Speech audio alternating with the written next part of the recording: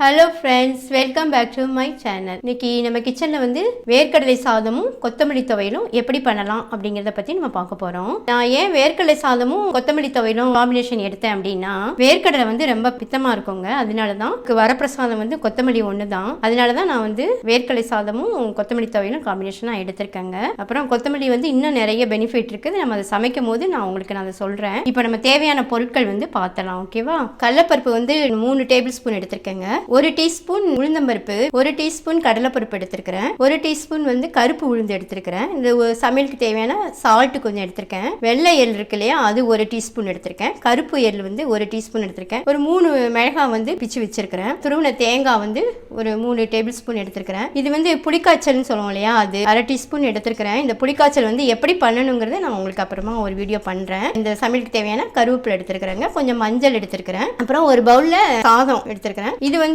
தாளிக்கும் போது இந்த வேர்க்கடலை வந்து நம்ம யூஸ் பண்ணிக்கலாம். பெருங்காயம் கொஞ்சம் 1 டீஸ்பூன் எடுத்திருக்கிறேன். கடுகு 1 டீஸ்பூன் எடுத்திருக்கிறேன். லாஸ்டா அந்த சாதத்து மேல வந்து தூவுறதுக்காக கொஞ்சம் போல நெய் எடுத்திருக்கிறேங்க. இப்ப தேவையான பொருட்கள் நம்ம பார்த்துட்டோம். அடுத்து நம்ம வேர்க்கடலை சாதம் வந்து எப்படி பண்ணலாங்கிறத நம்ம பார்ப்போம். இப்போ நம்ம ஃபர்ஸ்ட் வந்து வறுக்கிறதெல்லாம் வறுத்து எடுத்துடலாங்க. ஃபர்ஸ்ட் கடலைப்பருப்பு போட்டு வறுத்துக்கலாங்க. இது வந்து ஒரு 3 நிமிஷம் வறுக்கணுங்க கடலைப்பருப்பு. இப்போ 3 மினிட்ஸ் ஆயிட்டுங்க. கடலைப்பருப்பு நல்லா வறுபட்டுருச்சு. இதை அப்படியே ஒரு பிளேட்டுக்கு மாற்றிடலாம். அடுத்து நம்ம கடலைப்பருப்பு உளுந்தம்பருப்பு இதெல்லாம் வறுத்துக்கலாம். இப்போ அடுத்து வந்து கடலைப்பருப்பு போட்டுக்கிறோம். போட்டுட்டு 1 மினிட் கழித்து கருப்பு உளுந்தும் வெள்ளை உளுந்தும் போட்டுக்கலாம். இப்போ கடலைப்பருப்பு போட்டு 1 மினிட்ஸ் ஆயிடுச்சுங்க. அதுக்கடுத்து நம்ம வந்து கருப்பு உளுந்து போட்டுக்கலாம். கருப்பு உளுந்தும் வெள்ளை உளுந்தும் வச்சுருந்தோம் இல்லையா, அதை போட்டுக்கலாம்.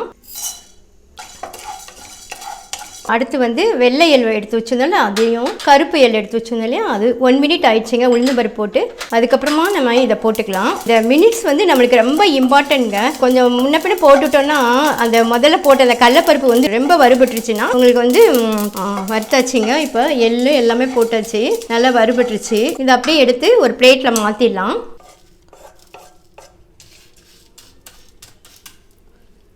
அடுத்து வந்து நம்ம தேங்காய் துருவலும் மிளகாய் வத்தலும் ஒன்றா போட்டு வறுத்துக்க போகிறோம். அதுக்கு முன்னாடி கொஞ்சம் வந்து ஆயில் ஊற்றிக்கோங்க. அதில் ஃபஸ்ட்டு வத்தல் போட்டுக்கலாம்.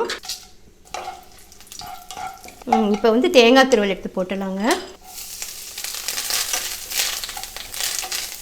கொஞ்சம் லோ ஃப்ளேம்லேயே வச்சு வருங்க. நம்ம இந்த கடலைப்பருப்பு எள்ளு இதெல்லாம் வறுத்தோம் இல்லையா, அந்த மினிட்ஸ் வந்து ரொம்ப முக்கியங்க. அந்த 1 மினிட் கழிச்சு உளுந்தம்பருப்பு போடணும். அதுலேருந்து 1 மினிட் கழிச்சு எள்ளு போடணுங்க. அது நீங்கள் முன்ன பின்ன போட்டிங்கன்னா ரொம்ப கடலைப்பருப்பு வந்து ரொம்ப வறுபட்டுருச்சுன்னா சாதத்தோட டேஸ்ட் வந்து மாறிடும். வேர்க்கடலை சாதத்தோட டேஸ்ட் வந்து மாறிடும். அதனால அது வந்து ரொம்ப இம்பார்ட்டண்ட்டாக பார்த்துக்கோங்க. கொஞ்சம் லோ ஃப்ளேம்லேயே வச்சு ஒரு 3 மினிட்ஸ் வதக்கி விடுங்க, போதும். இப்போ 3 மினிட்ஸ் ஆயிட்டுங்க. நல்லா வறுபட்டுருச்சு. தேங்காய் வத்தல் எல்லாமே எடுத்து ஒரு பிளேட்டில் நம்ம மாற்றிடலாம். பிளேட்டுக்கு மாற்றியாச்சுங்க. இப்போ இது கொஞ்சம் ஆற விட்டுட்டு உடனே போடாதீங்க. ஜாரில் கொஞ்சம் ஆறட்டும். கொஞ்சம் ஆறின உடனே ஜாரில் போட்டு எல்லாத்தையும் மிக்சியில் போட்டு அரைச்சிடலாம். வறுத்ததெல்லாம் கொஞ்சம் ஆறிடுச்சுங்க. நம்ம அடுத்து அதை அரைச்சிடலாம். ஜாருக்கு மாற்றிட்டு கடலைப்பருப்பு இதெல்லாம் வறுத்தோம், அது போட்டாச்சு. கொஞ்சம் தேங்காய் துருவலும் வத்தலும் வறுத்தோம் இல்லையா, அது இதோட கொஞ்சம் கருவேப்பிலை, அப்புறம் கொஞ்சம் மஞ்சள் போட்டுக்கலாம். அப்புறம் நம்ம அந்த ஒரு புளிக்காய்ச்சல் வச்சுருந்தோம் இல்லையா, கொஞ்சம் போல் புளிக்காய்ச்சல் எடுத்து வச்சுருந்தோம் இல்லையா, அதை வந்து இதோட சேர்த்து போட்டுக்கோங்க.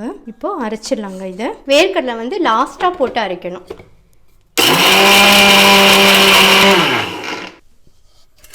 இந்த ஸ்டேஜில் நம்ம கடலைப்பருப்பு போட்டுடணுங்க. கூட கடலைப்பருப்பு எடுத்து வச்சுருந்தோம் இல்லையா, வறுத்து அதை போட்டுக்கலாம். கடலைப்பருப்பு போட்டு இந்த ஸ்டேஜ் வர வரைக்கும் கொஞ்சம் பரபரன்னு அரைச்சிக்கோங்க. இப்போது இந்த சாதத்தை வந்து இந்த பாத்திரத்துக்கு மாற்றிக்கலாங்க. அப்புறம் வந்து ஒரு விஷயம், நான் சாதம் வடிக்கும் போது இதில் கொஞ்சம் சால்ட்டும் கொஞ்சம் போல் நல்லெண்ணையும் ஊற்றி நான் வடித்தேன். ஏன்னா இந்த சாதம் வந்து கொஞ்சம் உதிரியாக நம்மளுக்கு கிடைக்கும். அப்புறம் வந்து நல்லா வெந்த மாதிரி இருக்கும். அதனால தான் நான் கொஞ்சம் நல்லெண்ணெய் போட்டு சாதம் வடித்தேங்க. அதோட மறந்துட்டேன். இப்போது நம்ம அந்த மசாலா அரைச்சோம் இல்லையா, அதை வந்து இதோட சேர்த்து போட்டுடலாம். அப்புறமா நம்ம தாளித்து விட்டுட்டு கொஞ்சம் நேரம் அடுப்பில் வச்சு ஒரு 2 நிமிஷம் கலரி எடுத்துடணும். அவ்வளோதான். நல்லா வாசனையாக இருக்குது. அந்த நிலக்கடலை வாசனை, ஏற்கடலை வாசனை நல்லா இருக்குது. இப்போ நம்ம தாளிச்சிடலாங்க. தாளிச்சிட்டு போட்டு இது கிளறிடலாம். இந்த சாதம் வந்து நிலக்கடலை வந்து இந்த வேர்க்கடலை ஏதாவது நோய் அஃபெக்ட் ஆகி அப்புறமா கொஞ்சம் சோர்வாக இருப்பாங்க இல்லையா, அவங்களுக்குலாம் இந்த நிலக்கடலை சாதம் வந்து நல்ல ஒரு வரப்பிரசாதங்க. ஆனால் இது வந்து பித்தம், அதனால தான் நான் வந்து கொத்தமல்லி துவையில் செஞ்சு சாப்பிடுங்க இதோட சேர்த்து காம்பினேஷன் வந்து உங்களுக்கு நான் சொன்னேன். அப்புறம் வந்து என்னன்னா, வேர்க்கடலை சாதம் சாப்பிட்டு முடிச்ச உடனே இந்த பித்தத்துக்கு இன்னொன்று ஒன்று பண்ணலாங்க. இந்த பாருங்க, வெள்ளம் எடுத்து வச்சிருக்கேன் பாருங்க.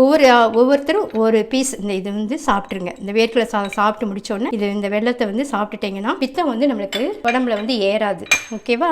இதை வந்து இப்போ நம்ம தாளிச்சிடலாம். தாளிச்சு ஸ்டவ்ல ஒரு 2 நிமிஷம் வச்சு கிளறிட்டோம்னா வேர்க்கடலை சாதம் நம்மளுக்கு ரெடி ஆகிடும். ஓகேவா? இதுக்கு தேவையான சால்ட்டு போட்டுடலாங்க. நம்ம சாதத்திலே கொஞ்சம் சால்ட்டு போட்டிருக்கோம், அதனால கொஞ்சம் கம்மியாக போட்டுக்கலாம். கொஞ்சம் சால்ட்டு போட்டு ஒரு 1 மினிட் கிளறிட்டு அப்புறமா தாளித்து அடுப்பில் ஒரு 2 நிமிஷம் வச்சு இறக்கிடலாம். இப்போ வந்து நம்ம தாளிக்க போகிறோங்க. அதுக்கு தேவையான கொஞ்சமாக நல்லெண்ணெய் ஊற்றுறேன். 1 டீஸ்பூன் நல்லெண்ணெய். கடலெண்ணெய் வந்து 1 டேபிள் ஸ்பூன். ஓகேவா? 1 டேபிள் ஸ்பூன் ஊற்றுறேன். நெய் கொஞ்சம் ஊற்றிக்கலாம். இப்போது கடுகு போட்டுடலாங்க. பெருங்காயம், இந்த கடலைப்பருப்பு இருக்கு இல்லையா, அது, கருவேப்பிலை. வேர்க்கடலை சாதம் வந்து உடம்புக்கு ரொம்ப நல்லதுங்க. செஞ்சு சாப்பிட்லாம், பட் அது வந்து கொஞ்சம் பித்தம். அதுக்கு தான் நான் வந்து இந்த துவையல் வந்து உங்களுக்கு நான் சொல்லியிருக்கிறேன். அந்த துவையல் சேர்த்தே செஞ்சு சாப்பிடுங்க. சரியா?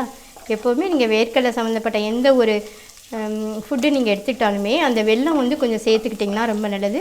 அதை விட சுகர் இருக்கிறவங்க வந்து அந்த வெல்லம் வேணாம் அப்படின்னு அவாய்ட் பண்ணிங்கன்னா இந்த கொத்தமல்லி துவையல் அரைச்சி சாப்பிட்டுக்கோங்க. ஓகேவா?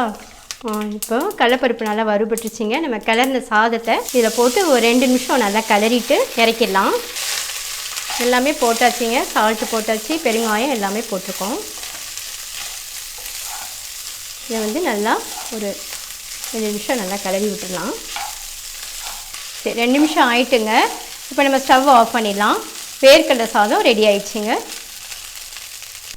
வேர்க்கடலை சாதம் ரெடி ஆகிட்டு அடுத்து நம்ம கொத்தமல்லி துவையல் எப்படி பண்ணலான்னு பார்க்கலாங்க.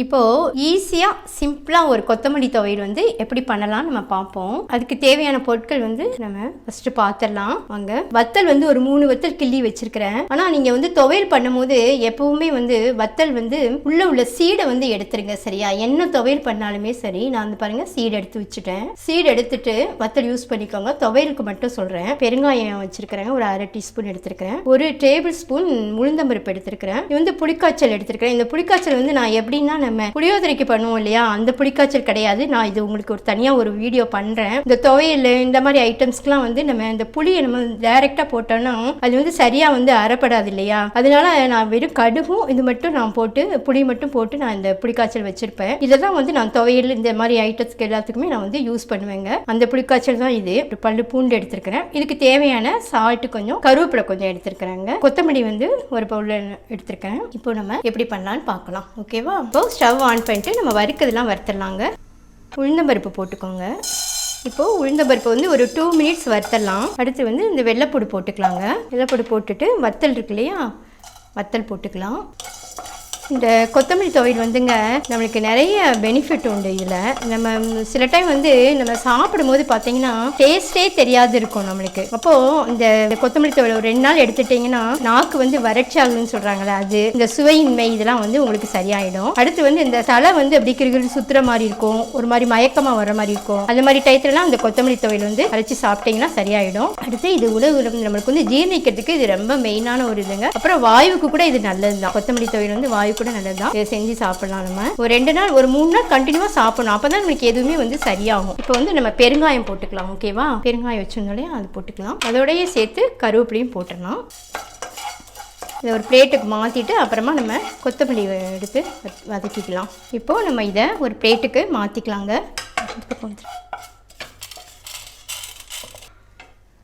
இப்போது நம்ம கொத்தமல்லி போட்டுடலாம். இது லைட்டாக வந்து கொத்தமல்லி போட்டுட்டு கொஞ்சம் கூட சொட்டு நல்லெண்ணெய் விட்டுக்கோங்க.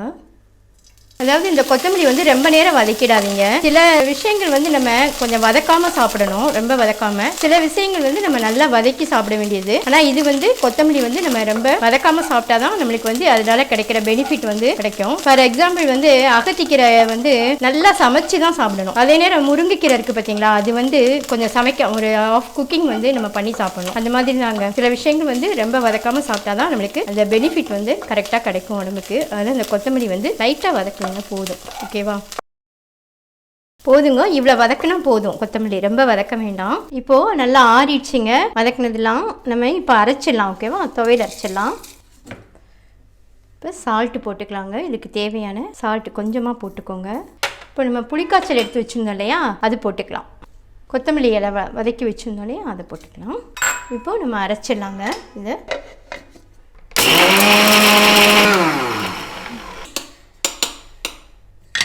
இப்போ கொஞ்சமாக தண்ணி ஊற்றணுங்க, ரொம்ப ஊற்றிடாதீங்க. ஏன்னா துவையல் வந்து நல்லா கட்டியாக இருந்தால் தான் நல்லாயிருக்கும். துவையல் நல்லா மையாக அரைஞ்சிட்டான்னு பார்க்கலாங்க. நல்லா அரைஞ்சிட்டுங்க. இப்போது எடுத்து ஒரு கிண்ணத்தில் எடுத்து வச்சிடலாம். துவையலை இப்படி இந்த கிண்ணத்துக்கு மாற்றிடலாம்.